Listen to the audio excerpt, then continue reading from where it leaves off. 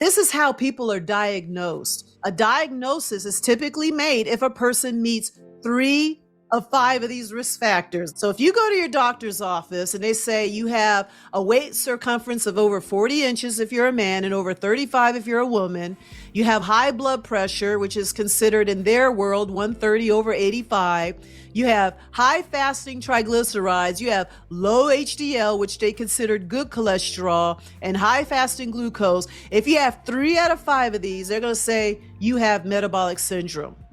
They may prescribe a couple medications and then send you home and say, see you in 6 months. But the problem with this is they're not talking about the root cause of this.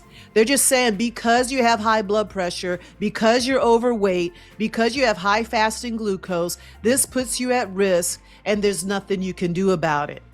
But they're not telling you why you have high fasting glucose. They're not telling you why you have high blood pressure.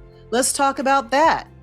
So when you understand how our health is, when we understand how we metabolize, then you can make the decisions. When your doctor is telling you something, then you can understand, does this make sense to me? Is this the advice that I want to hear? Then you can learn how to ask questions so that you can get the right answers. Because if we sit there and say, well, I went to the doctor and they just said I had metabolic syndrome, I'm at risk, go home, eat less, exercise more, and I should be okay.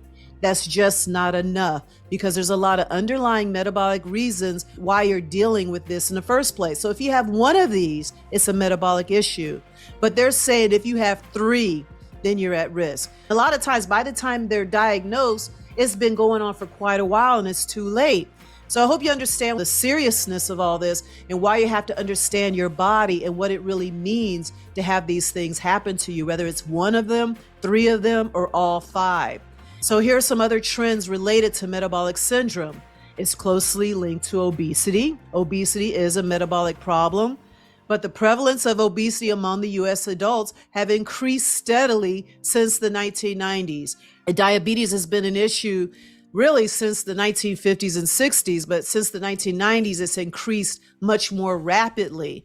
And it is now in epidemic proportions, with over 2/3 of US adults either overweight or obese.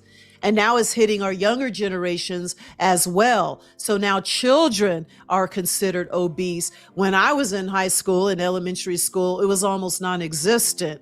This is getting worse. It's not getting any better because there's no understanding of what this really is. So here's some risk factors of being overweight, because sometimes we get called overweight or obese, but we're not understanding the risk factors. But when you become obese, it doubles your risk of heart failure. So a lot of the things that we do or live with can contribute to a lot of other diseases. So what happens is we're prescribed medication and all these different things, which doesn't reverse the problem. It makes us forget about it and causes other future issues. So sometimes it's not the problem we got to be aware of. We got to be aware of some of these solutions that are just as dangerous. So here's some other risk factors of being overweight or obese. A 22-pound weight gain, which is the average middle-age weight gain. There's a lot of the women I see now over 40, and they're just like, oh my goodness, since I turned 40, I'm gaining all this excess weight. But what happens is that also puts us at risk as well and increases heart attack risk by 75%.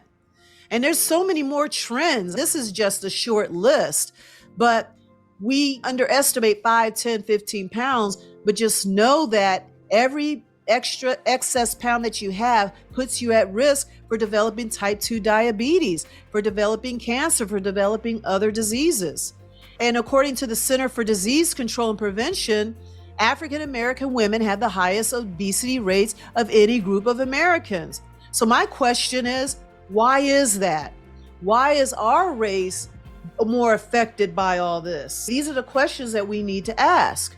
4 out of 5 Black women have a body mass index above 25%. They are saying that we have a higher body mass index above 25%, which is the threshold for being overweight or obese. So yes, as African Americans, we do have an elevated obesity rate, but the BMI isn't a good factor because we have more muscle tissue, we have bigger, heavier bones. So there's other factors that aren't correlated when it comes to our overall weight. And another thing about obesity, the rates have increased 10 to 14 to up to 35% in over 20 years. I've been in practice for 20 years. I think the numbers are worse than that, maybe closer to 50%. But the thing is, why is this problem getting worse? Despite all the gyms, supplements, all these technologies and access to health food stores, despite all that, obesity rates continue to increase, and we're also getting sicker. And not only that, we're getting sicker younger. And they say we're living longer, but we're not thriving. Living in on ICU with all these machines isn't a good example of living for me. So I want to add life to our years and years to our life. That's really what matters.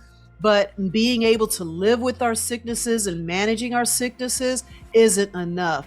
We need to go back to the basics and understanding that we want an amazing quality of life. That's what I mean by mindset. You got to want this. You got to look at the big picture. This has to be bigger than you and how you look at a dress. It's really about increasing your lifespan and being able to still dance and move and lift things and go up steps and all those things we take for granted right now. So with it being 2024, and I already know you know the answer, but do you think this problem is getting better or worse? And everybody says it's getting worse, and you're starting to see it happening to you, and you don't want to go down that road. So you might just think it's your problem or a problem in your family, but this is an epidemic. This is happening as a culture. And these diseases such as type 2 diabetes and hypertension and cancer, it's not just obesity that's increasing. These other diseases are increasing as well. And again, these are metabolic diseases, meaning the body is not functioning the way it's designed. We're not eating real food. We're stressed. The air is polluted. The soil is polluted. We got so much stacked against us. And we're using some of those things that made us sick in the first place. And we're going back to those same problems and trying to make them into solutions. And we can't do that anymore. So if you feel like you're running around in a hamster wheel, this is why. So this isn't all in your head.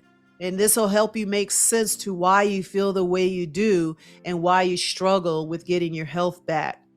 The prevalence of type 2 diabetes, hypertension, and cancer also has steadily increased, accumulating in substantial increases in the proportion of adults who likely meet the criteria for metabolic syndrome and are thus at increased risk for more serious chronic conditions and premature death.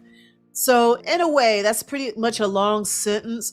But what that means is, remember, with metabolic disease, you had to have 3 out of 5. But what happens is metabolic diseases, the more signs that you have that the body is breaking down, the worse. And it's not just those 5. It could be fatigue. It could be skin rashes. It could be thinning hair. It could be so many other things. But the more you have, the more risk you have for serious chronic conditions. So what we got to do is focus on getting our body to metabolize efficiently.